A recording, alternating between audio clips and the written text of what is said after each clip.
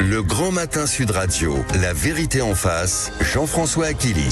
9h30 sur Sud Radio, j'accueille mes deux invités pour le débat de la vérité en face. Vous nous appelez au 0826 300 300. Faut-il avoir peur de Vladimir Poutine? L'Europe est-elle prête éventuellement, ce serait une catastrophe, à l'affronter? Poutine qui est en train de tester, vous le savez, les nerfs des Européens, membres de l'OTAN, en violant à plusieurs reprises l'espace aérien de pays comme la Pologne, la Roumanie, la Lettonie. Mais dans quel but la guerre peut-elle se prolonger par-delà la seule Ukraine? L'actualité est que le Danemark annonce interdire tous les vols de drones civils cette semaine en raison du sommet européen qui va s'y tenir. De nouveaux drones ont été observés au-dessus de sites militaires selon l'armée danoise. Pour planter le décor, avant de présenter les deux invités, cette citation de Volodymyr Zelensky: Poutine ouvrira une autre brèche, affirme le président ukrainien avec ces tests que constituent ces survols de drones. Bonjour à vous et bienvenue Patrick Martin-Genier. Bonjour à vous, enseignant à Sciences Po, spécialiste des questions européennes et internationales, auteur de L'Europe a-t-elle un avenir aux éditions Studirama. En ligne avec nous, bonjour, général Bruno Clermont. Bonjour. Expert en stratégie militaire et consultant chez Fairfax Défense et Aéroconseil. Je commence par vous, mon général, si vous en êtes d'accord sur ce questionnement pour planter le décor. Je vous pose la question tout bêtement, faut-il avoir peur de Poutine ? Alors c'est vraiment une question importante. Je pense qu'il faut avoir une peur, mais une peur raisonnable. Ce conflit dure depuis maintenant plus de 3 ans et demi. Il y a une ligne rouge essentielle qui est une espèce d'accord non écrit, mais un accord entre les Américains et les Russes, c'est que le conflit se déroulerait exclusivement, majoritairement en Ukraine, et en tout cas pas en dehors des frontières de l'Ukraine, probablement pas en Russie avec les moyens de l'OTAN, et pas dans l'OTAN non plus. Alors il y a ces survols de drones en Pologne, c'était en septembre, des objets dronisés russes qui ont pénétré l'espace aérien à plusieurs reprises. Le pays qui d'ailleurs, la Pologne dit en avoir abattu certains. Il y a eu la Roumanie, un drone qui a violé l'espace aérien roumain lors d'ailleurs d'une attaque contre l'Ukraine. Idem en Lettonie, des installations européennes qui sont visitées. C'est manifeste. Alors ce n'est pas signé officiellement, général Bruno Clermont, mais ça vient de Russie. C'est manifeste ou pas? Alors, oui. Vous avez raison de dire que c'est pas signé. C'est le principe des attaques hybrides. C'est une guerre souterraine, une guerre secrète, une guerre dans laquelle on avance masqué. Donc, il est très difficile. Il est parfois même impossible de prouver l'origine de ces événements. Mais il faut bien, je pense, mettre en deux catégories ce genre d'intrusion de drones de types divers et variés. Le premier, c'est les pays qui ont des frontières avec l'Ukraine. Et on peut imaginer que, compte tenu du très fort brouillage que réalisent les Ukrainiens pour se protéger des attaques de drones russes, certains drones puissent passer la frontière. Ça peut également être intentionnel. Je pense que dans le cas de la Pologne, il y a eu également des drones intentionnels. Et puis vous avez un autre cas qui est lui beaucoup plus inquiétant. C'est le cas que l'on découvre actuellement. Ce sont des drones au-dessus du Danemark, au-dessus de la Norvège, qui n'ont pas de frontière avec l'Ukraine et qui partent probablement de la mer Baltique. Mais vous l'avez dit, c'est pas signé. C'est le principe de la guerre hybride. On ne se fait pas prendre la main dans le pot de confiture. Patrick Martin-Genier, que faut-il penser de cette stratégie de Poutine, cette façon de tester les nerfs des Européens? Oui, manifestement, il teste les nerfs des Européens, il teste surtout la capacité de riposte, de résistance. Et tout à l'heure, vous disiez, est-ce qu'il faut avoir peur de Vladimir Poutine? La question, c'est pas de savoir si on a peur de lui, c'est de lui montrer qu'on n'a pas peur de lui. Parce qu'on parle d'attaque hybride, mais naturellement, on a vu au cours des 15 derniers jours que l'OTAN, évidemment, ne voulait pas d'escalade. Le président de la République l'a dit lui-même. Mais à un moment donné, lorsque Vladimir Poutine va voir que l'OTAN ne veut pas d'escalade, il ira toujours plus loin. D'où cette histoire d'avions de chasse qui ont violé l'espace aérien estonien, les drones qui survolent la Pologne, jusqu'à la moitié de la Pologne. Oui, ils sont l'aéroport très loin en pénétration. Très loin en pénétration. L'aéroport de Varsovie a été fermé. Et désormais, ces drones qui survolent pendant presque 24 heures, tranquillement, comme une croisière aérienne, la base militaire de Karup au Danemark. Et donc, il se dirait, pourquoi ne pas continuer si on ne fait rien? rien. Et c'est cela aujourd'hui le problème. Et la première ministre Mette Frederiksen, danoise, a clairement dit oui, ce sont des professionnels, des opérateurs professionnels qui font cela. Et on nous dit mais on ne sait pas d'où ça vient. Je pense qu'on cache à la population d'où ça vient parce que Karup, c'est une base militaire avec des radars. Donc ils savent très bien d'où ça vient. Patrick Martin-Genier, vous avez la sensation que l'Europe, du moins sa réponse, est au niveau de cette forme d'agression ? Non, pas encore, parce que à un moment donné, lorsqu'on viole l'espace aérien de l'OTAN, on nous dit par exemple les avions de chasse, je sais pas ce qu'en pense le militaire, 12 minutes, oh, c'est pas beaucoup. Hein. Ah bah 12 minutes, c'est trop. C'est 12 minutes de trop, en tout cas 10 minutes de trop. Et ensuite, oui, je pense que nous n'avons pas suffisamment les moyens militaires, aériens, on nous l'a dit, c'est-à-dire que pour aller abattre des drones, il faut pas des avions de chasse, il nous faudrait des drones anti-drones, et c'est d'ailleurs l'objectif de la réunion informelle des chefs d'État et de gouvernement qui se réunit le 1er octobre, là, cette semaine. Est-ce qu'on est capable de fabriquer des drones pour aller abattre d'autres drones ? Il ne faut pas des pilons pour abattre des mouches, il faut effectivement quelque chose d'adapté, et c'est là où nous en manquons.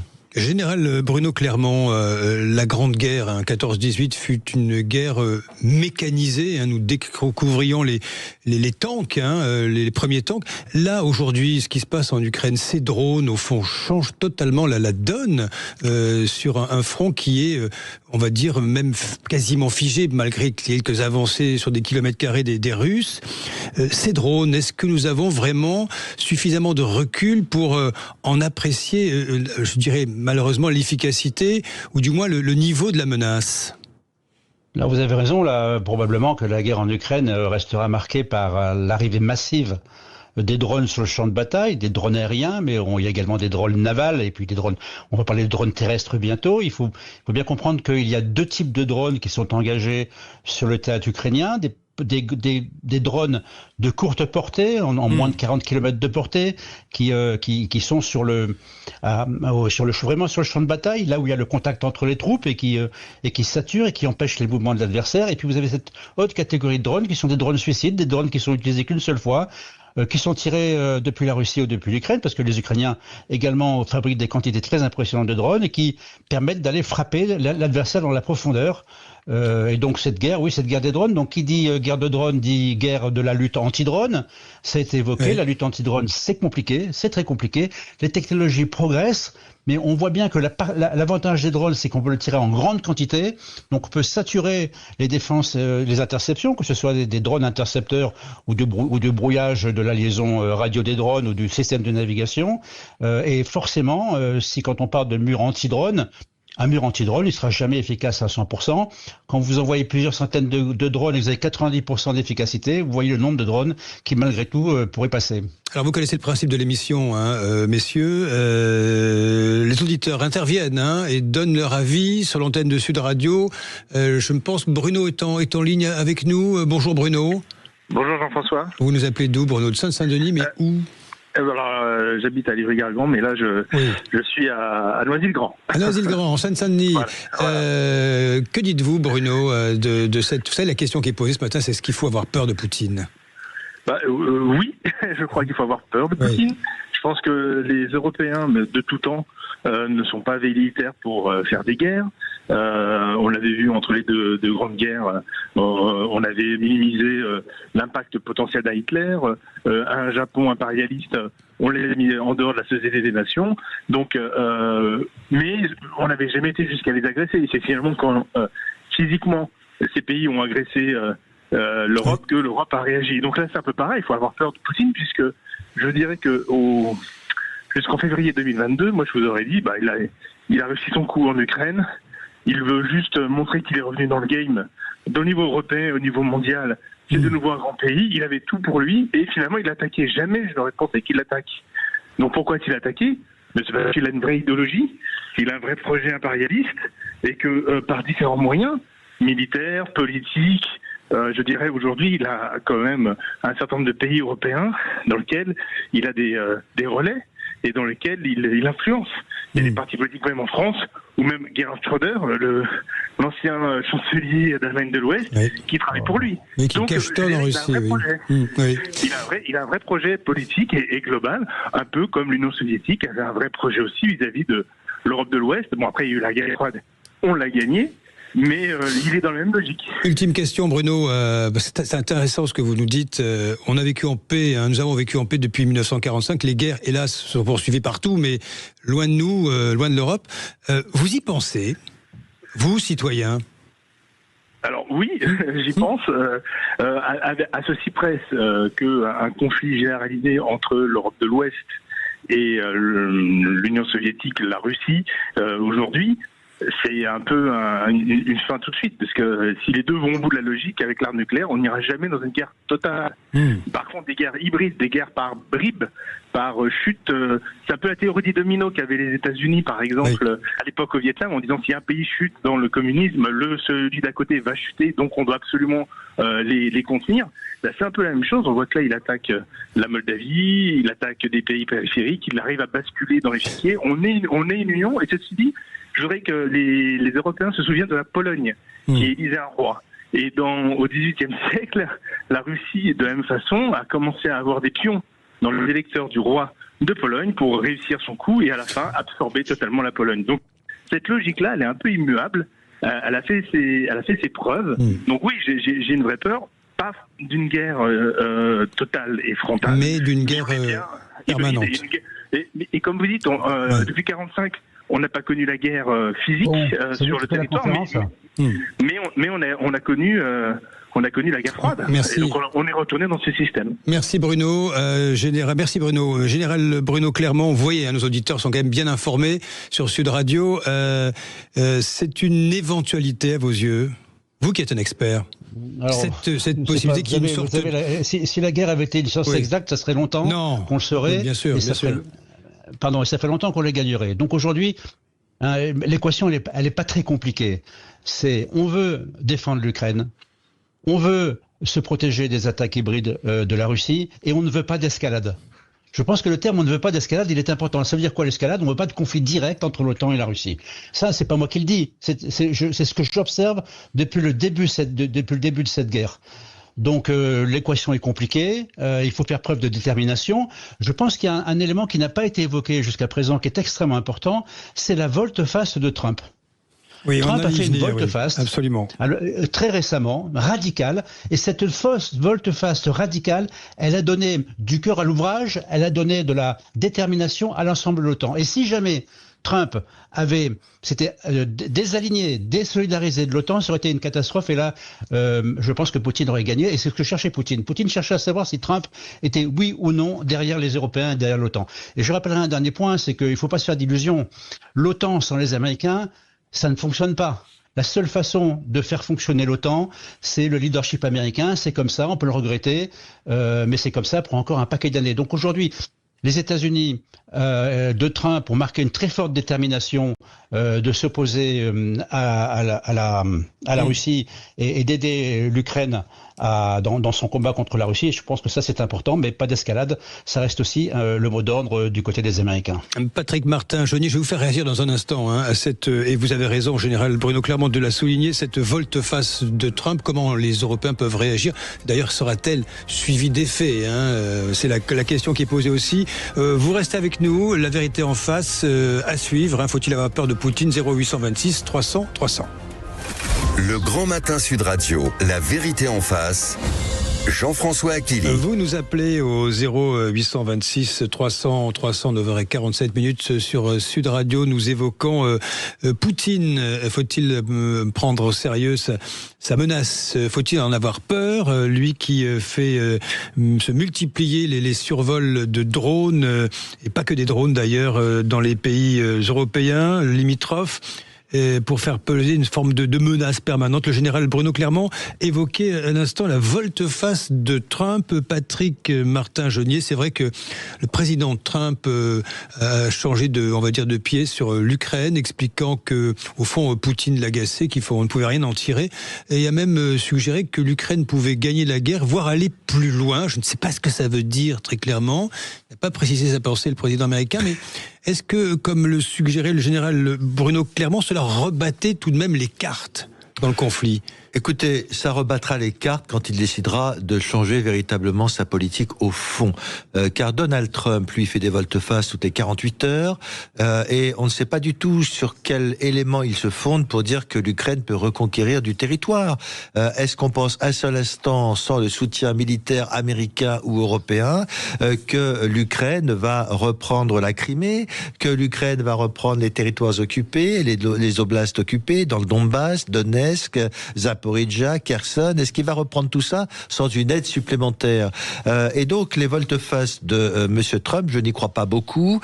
Une volte-face consisterait à avoir des éléments concrets, c'est-à-dire, premièrement, décider et donner le feu vert au Congrès des États-Unis pour faire un train supplémentaire de sanctions qui aboutirait à asphyxier carrément l'économie russe avec une sorte de blocus, oui, là ce serait efficace. Et enfin, l'autorisation qui serait donnée d'utiliser des missiles de longue portée, notamment sur le front ukrainien. Mais ce que disait le général Clermont, il a raison, l'autre élément de l'équation, c'est je ne veux pas d'escalade. Donc en aucun cas, les pays ne veulent devenir co-belligérants. La nouvelle donne sera quand on autorisera des missiles à longue portée, des Tomahawks éventuellement, lorsqu'on autorisera à riposter le cas échéant sur le territoire russe, mais tout cela, on n'en veut pas, car très clairement, le ministre russe des Affaires étrangères, Lavrov, a prévenu, ce sera une guerre directement contre la Russie. Oui, ça a été une mise en garde très claire de sa part. Général Bruno Clermont, pour rebondir sur ce que vient de dire Patrick Martin-Jeunier, la réponse n'est-elle pas, puisque nous ne voulons pas d'escalade, évidemment, une forme de renforcement vous savez, des capacités défensives des pays limitrophes à l'est de la Russie? Alors je pense que la volte-face de Trump, elle est à la mode Trump, c'est-à-dire elle est dans l'excès.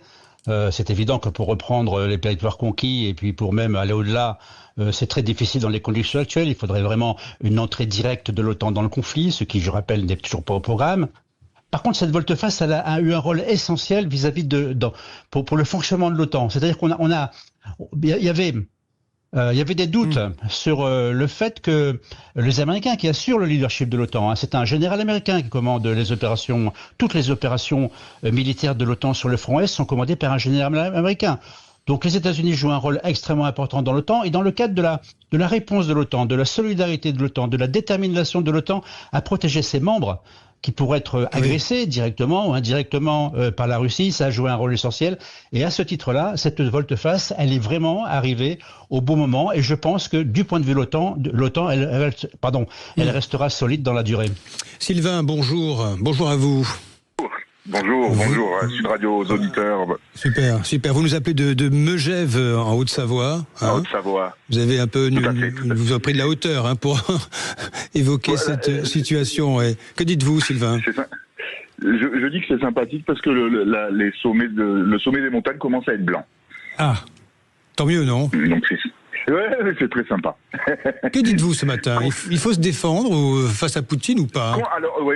Concernant Vladimir Poutine, il est évident qu'il faut se défendre et qu'on le fait pas bien. Et le premier d'ailleurs à relever nos manquements sur ce sujet, c'est Zelensky, puisqu'il dit que effectivement les Russes ont pu, par rapport aux interventions qu'ils ont fait ces 2 dernières semaines, prendre des notes et voir notre façon de réagir pour pouvoir plus tard nous contrer. Et moi, ça me rappelle Louis-Ferdinand Céline, le plus grand auteur du XXe siècle, qui, à propos de la perte de nos colonies, disait que la perte de nos colonies était le résultat de notre faiblesse dans la Seconde Guerre mondiale. Et moi, je pense qu'on est rendu au même niveau aujourd'hui, que notre réponse aux attaques, entre guillemets, même s'il n'y a pas eu de missiles tirés russes, c'est notre future faiblesse et nos futures attaques. Vladimir Poutine est en train de se dire, ils sont complètement à la rue, en tout cas, ils savent pas faire la guerre avec des drones, et c'est là-dessus qu'il faudra qu'on les attaque. Donc montrer ses muscles un petit peu quand même, c'est ça, montrer sa force. Mais face à un idiot comme Donald Trump, comme Vladimir Poutine, il n'y a que la force qui compte, il faut lui montrer la force. Merci à vous Sylvain, depuis Megève, avec le manteau blanc qui commence à arriver. Patrick Martin-Genier, montrer sa force, montrer ses muscles. Oui. Ouais, c'est utile, mais faut-il s'entendre militairement en Europe? Oui, bien sûr. C'est une question. Non, c'est une question. Oui, il faut montrer ses muscles, il faut montrer sa force. Sylvain, votre auditeur a raison. Et notamment, la prochaine incursion d'un avion de chasse russe, vous savez, qui coupe leur radio, il coupe tout, et il continue malgré les alertes. Je crois qu'un jour, il faudra faire comme Erdogan, il y a 10 ans, avoir le courage d'abattre un avion qui survolerait l'espace aérien de l'OTAN dans les 2 minutes qui suivent cette incursion. Et là, Poutine comprendrait, car Poutine ne comprend que le seul langage de la force, on l'a bien vu. C'est pour ça que Trump est extrêmement déçu. Il pouvait penser pouvoir donner suite à ses propositions de négociation. Non, c'est la force qui doit prévaloir et ne pas être intimidé par les menaces de M. Lavrov, le ministre des Affaires étrangères russe. Là-dessus, général Bruno Clermont, notre Sylvain de Megève traité d'ailleurs Poutine d'idiot. Je ne sais pas si c'était une référence à Dostoïevski, mais il est tout sauf idiot, Poutine. Jusqu'où veut-il aller? Personne ne le sait en réalité. Ça reste un grand mystère aujourd'hui, général Bruno Clermont. Effectivement, ça reste un grand mystère, mais on peut imaginer qu'il ira aussi loin que possible, aussi loin que la possibilité que nous lui donnerons d'aller, que ce soit en Ukraine ou en dehors de l'Ukraine. Mais il me semble, et je peux me tromper, que pour l'instant, on est dans un bras de fer qui cherche à nous intimider, qui cherche à nous diviser, qui cherche à fragiliser les opinions publiques, qui cherche à faire peur aux opinions publiques, parce que peut-être que les dirigeants n'ont pas peur, mais les opinions publiques sont inquiètes quand ils entendent des drones qui survolent les pays sans qu'on soit capable de les identifier. Donc oui, l'important c'est de marquer notre détermination, et je suis d'accord avec ce qui a été dit, évidemment, de montrer la force. Il faut que l'OTAN fasse preuve de détermination. Et à mon avis, c'est pas du tout impossible que dans les jours qui viennent, les semaines qui viennent, un avion russe soit abattu au-dessus d'un pays de l'OTAN. Peut-être que ça permettra de remettre les pendules à l'heure en quelque sorte. Avec un risque. Je précise, sans que ça ne déclenche l'escalade. Sans que ça ne déclenche l'escalade. Oui, c'est important de le préciser. Merci, général Bruno Clermont. Je rappelle, vous êtes expert en stratégie militaire et consultant chez Fairfax Défense et Aéro Conseil. Merci à vous également, Patrick Martin-Genier. Vous gardez le sourire, mais vous êtes un peu inquiet au fond, je le sens. On ne peut qu'être inquiet aujourd'hui, naturellement. Vous enseignez en Sciences Po, vous êtes spécialiste de questions européennes et internationales, vous êtes toujours le bienvenu sur l'antenne de Sud Radio. Auteur de L'Europe a-t-elle un avenir? Question d'actualité aux éditions Studirama. Merci à tous les deux et bonjour à vous, Valérie Expert. Bonjour Jean-François Aquili. Qu'y a-t-il au menu de Mettez-vous d'accord? Eh bien, je ne vais pas vous étonner si je vous dis que nous allons revenir sur la condamnation de Nicolas Sarkozy, sur ces juges qui sont menacés de mort, sur ces commentaires qui sont faits ici ou là sur différentes antennes, commentant cette décision sans avoir lu les 400 pages du rapport. On va revenir sur cette question. Est-ce que vous comprenez la condamnation qui est celle qui a été faite à Nicolas Sarkozy? On va revenir sur également les déclarations de Sébastien Lecornu qui ne cède rien au PS. Qui va payer? Pas de taxe Zuckman, pas de retour sur la réforme des retraites. Là aussi, on attend Mais alors, comment ça marche? Comment ça marche? C'est la question que nous nous poserons. Voilà. Et puis, un Français sur deux, figurez-vous, ignore le coût réel de ses soins. Et donc, la sécurité sociale, l'assurance maladie, a décidé de prendre les choses en main. Va vous envoyer des mails pour que vous en ayez conscience. Voilà. Ça, c'est une opération vérité, transparence. Merci Valérie, bonne émission. Merci.